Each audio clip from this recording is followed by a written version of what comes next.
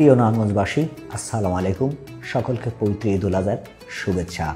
ঈদুল আজহা শুধু পশু কোরবানির মধ্যেই আত্মত্যাগ নয়, শৃঙ্খলা, দায়বদ্ধতারও একটা উৎকৃষ্ট উদাহরণ বটে। সামর্থ্য না থাকায় যারা পশু কোরবানি করতে পারেননি, আপনার সামর্থ্য অনুসারে তাদের দায়িত্ব নিন এবং খেয়াল রাখুন ত্যাগের মহিমা ছড়িয়ে পড়ুক। সেই সাথে অন্যান্য ধর্মাবলম্বীদের প্রতি সংবেদনশীল এবং দায়িত্বশীল আচরণ করুন।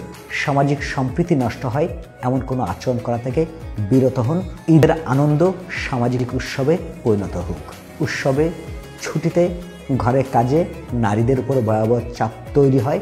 যথাসম্ভব ঘরের কাজে সহযোগিতা করুন এবং বয়োজ্যেষ্ঠদের সময় দিন।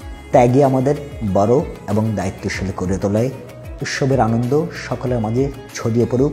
সকলকে ঈদের শুভেচ্ছা। ঈদ মোবারক।